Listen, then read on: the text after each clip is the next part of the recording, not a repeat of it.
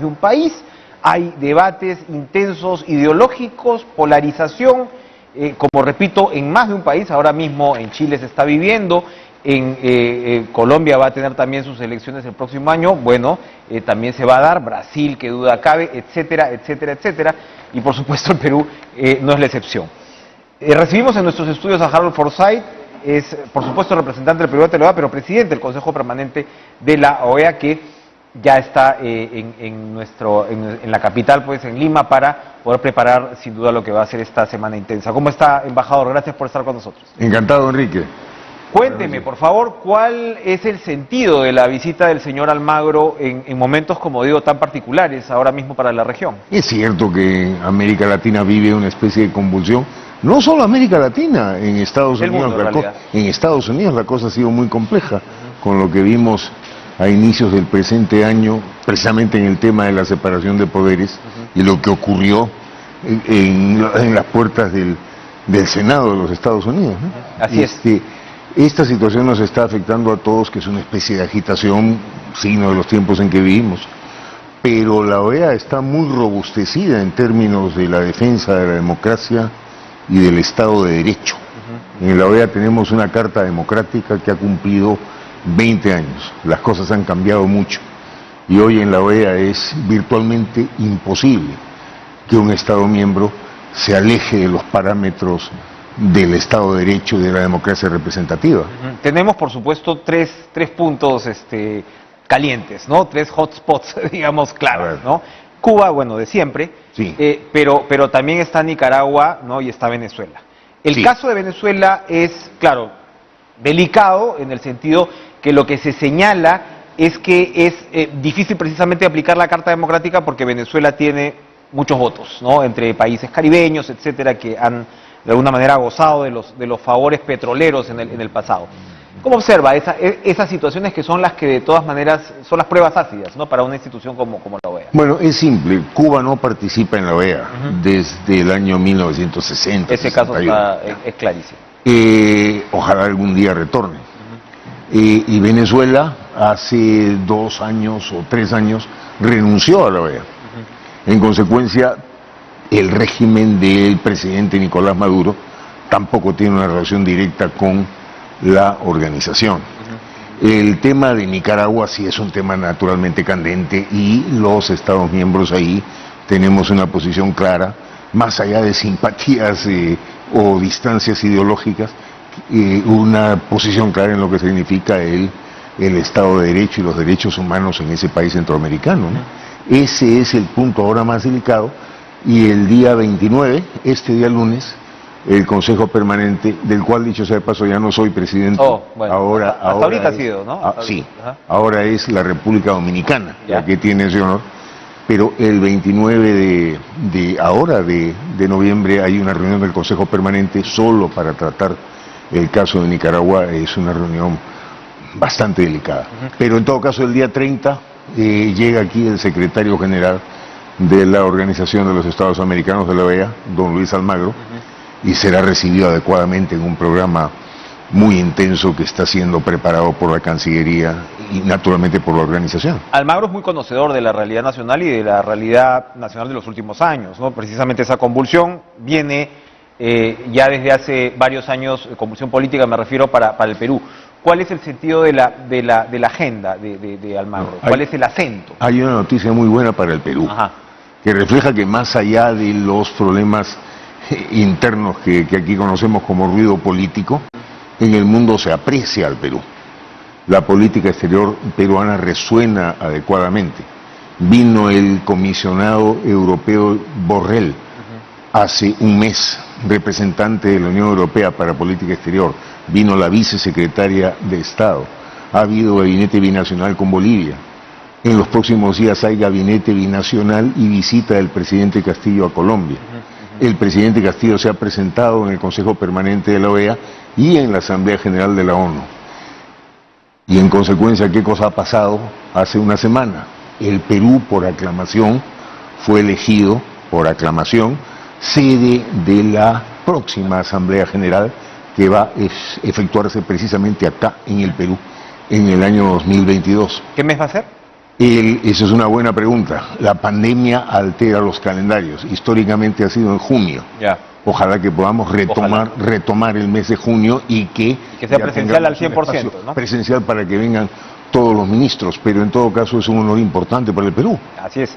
Ahora, aquí comenzamos esta conversación efectivamente reconociendo este grado de inestabilidad política que se está viviendo. Usted señalaba, por supuesto, los Estados Unidos, que lo ha vivido usted de cerca, además, después de pasar de Japón allá.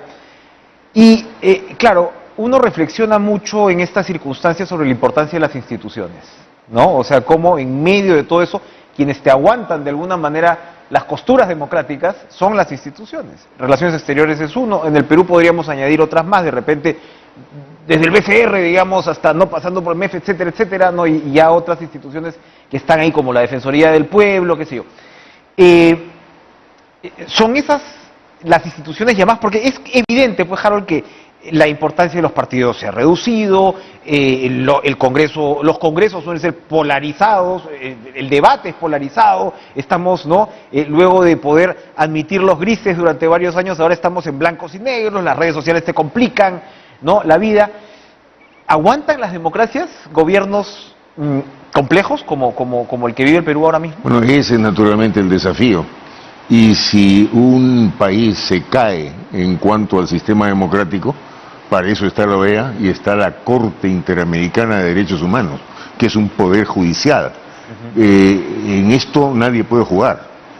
Es un poder judicial que se llama Corte de Derechos Humanos y los derechos políticos de las personas son parte de sus derechos humanos y en consecuencia el sistema interamericano está para salir en defensa de los derechos políticos de las personas cuando estos pueden amenazar ser violados.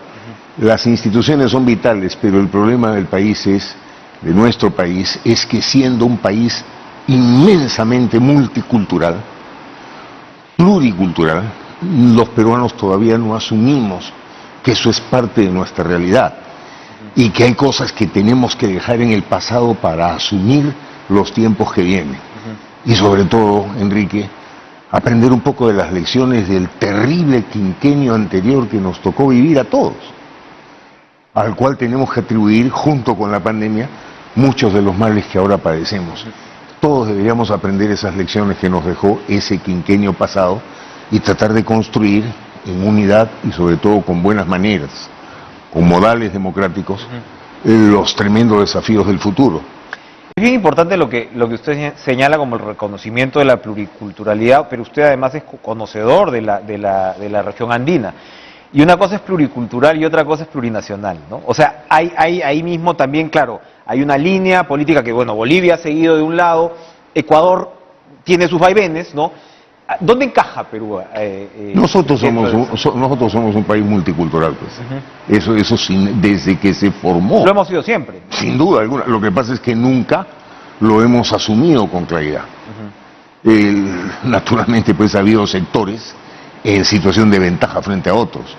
Es eso lo que naturalmente va a cambiar. Hoy el presidente Castillo es un reflejo de esa voluntad de cambio. Muy bien. Algunas personas pueden no estar de acuerdo, pero Castillo es el presidente hoy. Y él en algún momento, en el año 2026, tendrá que dejar el cargo. Pero el futuro vendrá precisamente de los sectores populares. ¿Cómo? Esos sectores populares que son los inmensamente mayoritarios en el Perú.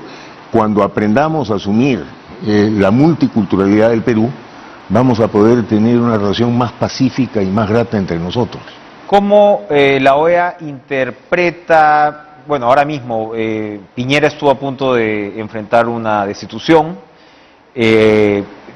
Ecuador, ¿no?, ha tenido también sus problemas al respecto, y en el Perú se ha presentado una moción de vacancia que, digamos, está en su fase, ¿no?, inicial.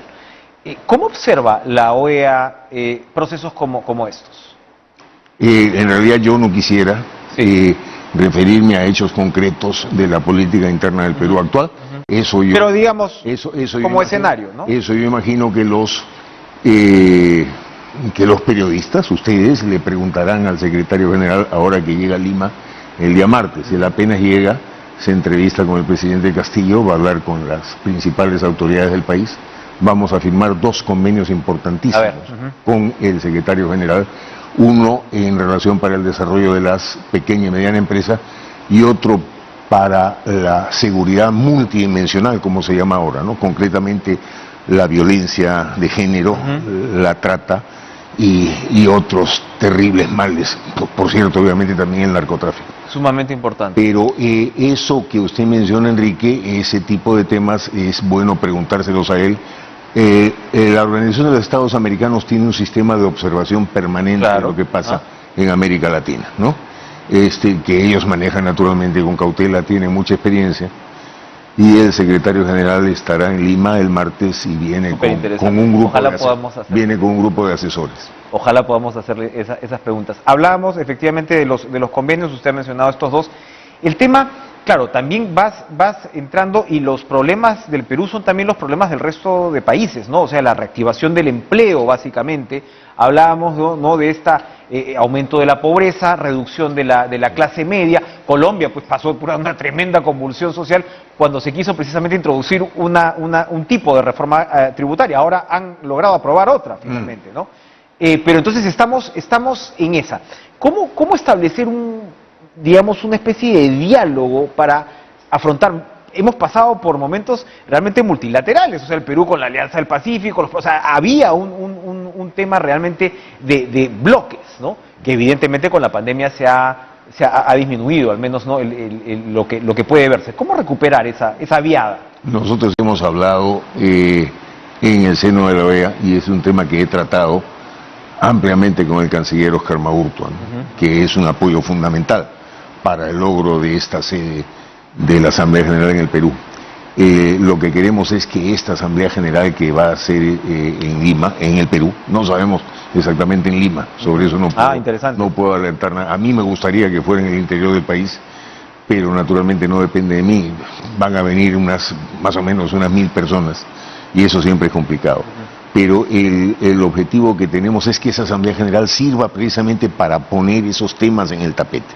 El tema de los pueblos originarios, el tema de los partidos políticos, el tema de cómo se están organizando nuestras democracias y naturalmente el lema de la actual gestión del secretario general, más derechos para más gente. Evidentemente la gente en todas partes clama por tener más derechos. Pasó en Chile, pasa en Colombia, pasa también en el Perú. Y es difícil que los sistemas políticos tradicionales resistan esa agresión de la ciudadanía. Claro, pero de alguna manera tienes que abrir la cancha, ¿no? Abrir la cancha y bueno, y para eso estamos, y ojalá las cosas salgan bien. La política exterior del Perú camina por el camino correcto, ¿no? Bueno, mucho éxito, Harold Forsyth, con la agenda de la próxima semana. Estaremos muy pendientes de todo el desarrollo. Gracias por visitarnos hoy. Recién llegado, yo sé, además. Gracias. Con mucho gusto, Enrique. Buenas noches. Cara, un gusto verlo después de tiempo, además. De tiempo. ¿No? Al menos presencialmente. Vamos a ir a una pausa. Regresamos con